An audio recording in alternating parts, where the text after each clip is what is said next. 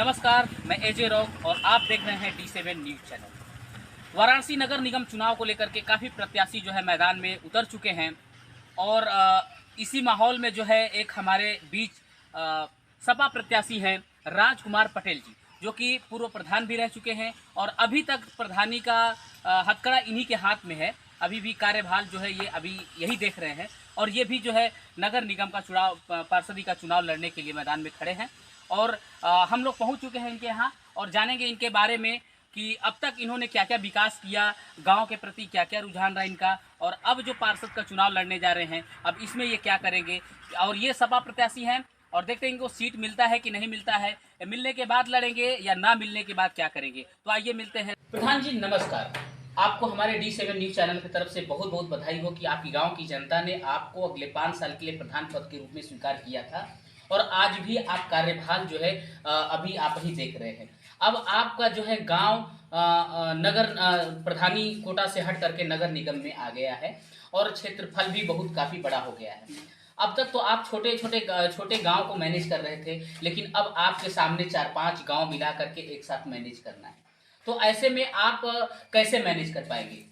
देखिए, पहले जो भी हमने अपने ग्राम सभा में काम कराया है, पहले तो हम उसके लिए सारे गाँव में चर्चा करेंगे कि भाई आपको अगर ज़्यादा प्रगति या काम ज़्यादा चाहिए तो भाई हमारे ग्राम सभा में पहले आइए, एक बार देखिए कि भाई हमने कितना काम कराया है। उसके बाद भाई हम भी जो भी सरकार से जो भी नीतियाँ मिलती रहेंगी अपना अपने तरीके से कराते रहेंगे। आपके यहाँ भी भाई जो भी सुख सुविधा जैसे जल निकासी हुआ, बिजली हुआ, हर चीज़ अपना व्यवस्था कराते रहेंगे। यहीं सारे गाँव में भाई जाके अपना प्रचार प्रसार करेंगे। ओके।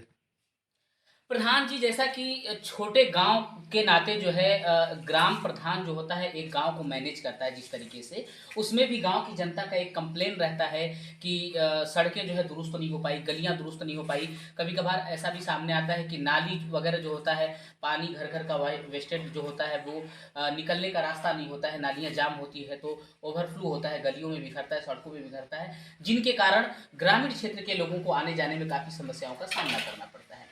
आपके गांव में इस तरह की समस्याएं अभी है या आपने खत्म कर दी?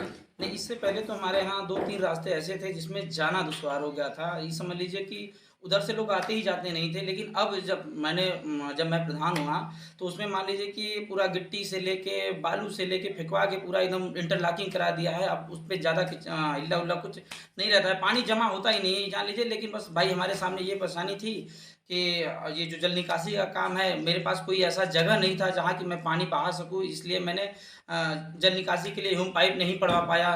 भाई अब हमारे पास जगह नहीं था पानी बहाने के लिए, तो हमारी मजबूरी थी। तो हमने कहा कि भाई अब गाँव नगर निगम जा ही रहा है, तो इसमें सरकार जो भाई हमें जितना भी सुविधा देगी तो हम उस हिसाब से पूरा जल निकासी का काम कराएँगे।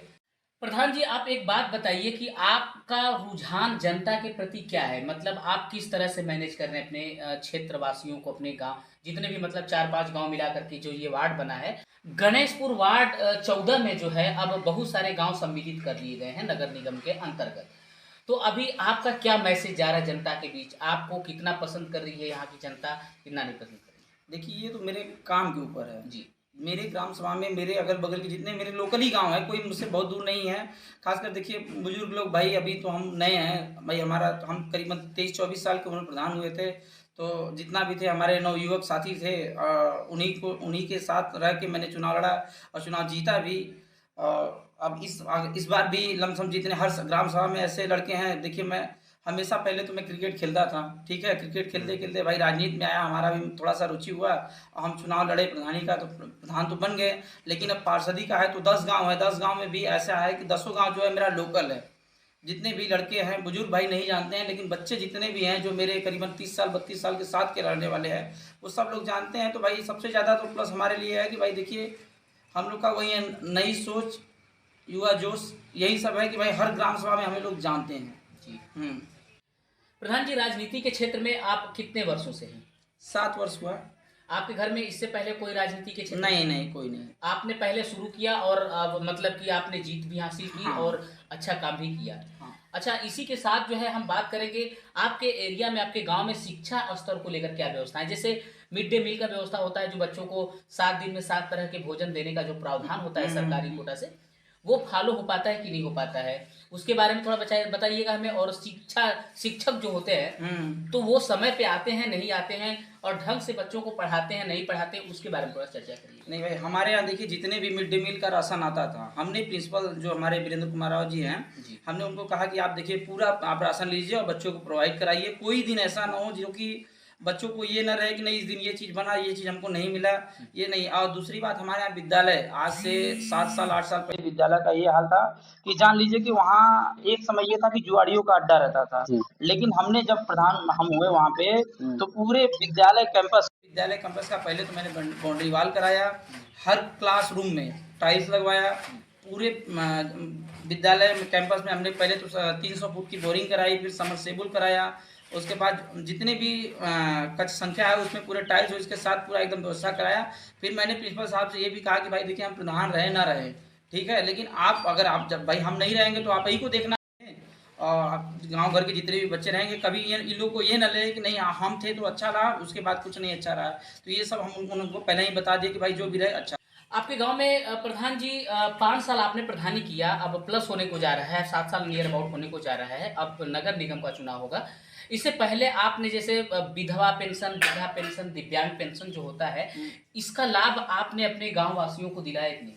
देखिए जितना हमारे हम एकदम स्पष्ट ये बता रहे हैं कि हमारे कार्यकाल में तो हमने अभी तक विधवा पेंशन या वृद्धा पेंशन का कोई कैंप एक बार कैंप लगा जरूर, ठीक है ना, हम लोगों ने फॉर्म भरवाया भी, लेकिन किसी का आया नहीं, ठीक है। और रह गई बात पेंशन की, तो जितने लोगों का अभी मिल रहा है, हम जैसे अब किसी लोग का केवाईसी अपडेट नहीं रहता है, किसी लोग का तो रुक जाता है, तो जितना लोग का आता रहता है हम लोग भाई कोशिश करते हैं कि उन लोग का ना रुके।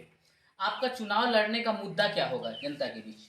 देखिए हम तो भाई जनता के बीच हमेशा रहे हैं, हम कोशिश यही करते हैं कि जितना भी लोग हमसे संतुष्ट रहें, हम भाई डोर टू डोर जाके अपना हमेशा कोई भी काम पड़े, चाहे वो आवास को लेकर रहे, चाहे और किसी भी चीज़ को लेकर रहे, हम हमेशा चाहते हैं कि भाई घर घर जाके सबको ये प्रोवाइड कराएं। जी। हाँ, हमारा ये काम रहता है कि हम कोई हमसे वंचित ना रहे कि नहीं हमारा ये काम नहीं हुआ। जी।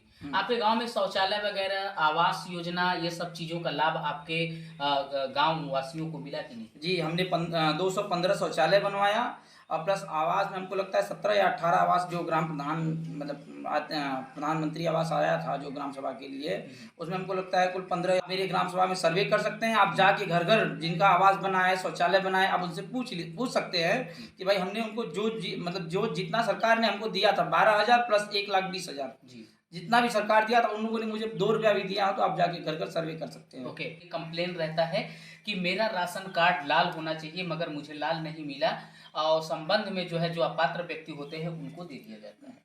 और कुछ तो कोटेदार के खिलाफ भी एक्शन होते हैं कि कोटेदार जो होता है वो राशन सही से वितरित नहीं करता है, उसमें वजन में जो है कटौती करता है। तो इस तरह की समस्याएं आपके गांव में रही, या आपने सब कुछ अच्छे से निपटा? नहीं, देखिए जब हम प्रधान हुए तो उस समय कोई मुन्नू कोटेदार थे, उस समय थोड़ा धांधली होती थी, ठीक है। लेकिन अब जो है हमारे भाई हैं करीबी ही बगल के हैं, अजय कुमार हैं, तो अब तो हमको लगता है 2 साल से बांट रहे हैं लमसम, एकदम अच्छे से बांटते हैं, कोई दिक्कत नहीं रहता है। और जितना भी भाई कोई काम अगर ज़रूरत उनको पड़ता भी है तो हमारे पास आते हैं, भाई ये ऐसे ऐसे। हाँ, हमारे गाँव में 3-4 लोग ऐसे हैं जिनका राशन कार्ड अभी तक हम लोग की वजह से समझ लीजिए, चाहे आप उनकी वजह से समझ लीजिए, नहीं बन पाया।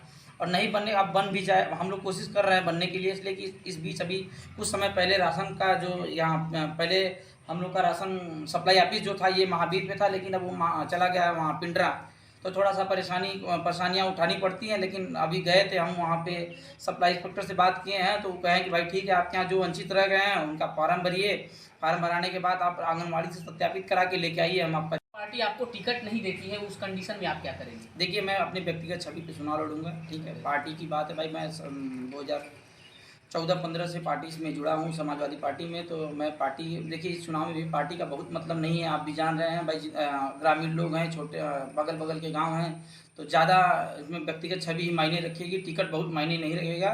फिर भी भाई कोई आदमी जिस पार्टी से जुड़ा है कोशिश करता है कि हमको टिकट मिले। ओके। आप अगर इलेक्शन जीत जाते हैं, आप सभासद बन जाते हैं, तो सभी गाँव को आप एक साथ कैसे मैनेज करेंगे? देखिए पहले हमारा काम रहेगा कि सबसे पहला काम हमारा यही रहेगा कि ग्राम सभा में बिजली और पानी की व्यवस्था क्या है, हाँ इस पे मैं काम करूंगा। उसके बाद कोई काम जो होगा रोड को लेकर और चीज़ को लेकर मैं बाद में काम करूंगा, लेकिन इसलिए कि पानी और बिजली सबसे ज़्यादा ज़रूरी आदमी को है, वही पहला काम मेरा रहेगा। हाँ जी, बहुत ही अच्छे से आपने अपना 5 साल का समय जो है अच्छे से निकाला है और अच्छे से गाँव का सेवा किया है। जनता के बीच अच्छा परफ़ॉर्म रहा है आपका। तो मैं चाहूँगा कि हमारे चैनल के माध्यम से सामने एक पर्व आ रहा है दीपावली, भैया दूज और छठ पूजा जो है, तो उसके उपलक्ष्य में आप अपने गाँव वासियों को, क्षेत्रवासियों को एक बधाई संदेश दीजिए। देखिए हमारे वार्ड संख्या 14 जो गणेशपुर वार्ड है, मैं चाहूँगा कि समस्त क्षेत्रवासियों को दिवाली, छठ पूजा, भैया दूज सब हार्दिक शुभकामनाएँ सबको है। भाई अच्छे से त्यौहार आप मनाइए, दिवाली की खुशियाँ मनाइए और थोड़ा-सा भाई अपने परिवार को देखते हुए ज़्यादा जुआ शराब में ना होकर के ये झगड़ी झंटा करें। हम यही चाहेंगे कि हमारे दसों गाँव के जितने भी क्षेत्रवासी हैं, उन दिवाली को अच्छे से मनाएँ और घर में अपने खुशियाँ घर-घर खुशियाँ बाँटें। हम चाहेंगे कि भाई जितना भी अच्छे से अच्छा आप त्यौहार मनाएँ, इसके लिए मैं आपका बहुत ही आभारी रहूँगा और मैं आपको हमेशा कोशिश करूँगा कि भाई आप हमसे संतुष्ट रहें। बहुत ही अच्छा लगा जो है वार्ड संख्या 14 गणेशपुर में श्री राजकुमार पटेल जी से मिलकर के, जो कि वर्तमान प्रधान भी हैं और सामने जो है सभासद का चुनाव भी लड़ने जा रहे हैं।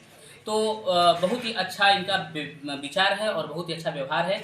इनका यही कहना है कि मैंने जब तक अपने प्रधानी में जितना भी कार्य किया अच्छा किया, किसी को कोई तकलीफ नहीं दिया, जो हक रहा जनता का मैंने पूर्ण रूप से पहुंचाया उन तक। और आगे अगर मैं पार्षद का चुनाव जीत जाता हूं तो सबसे पहले मेरा फोकस होगा बिजली और पानी को लेकर के।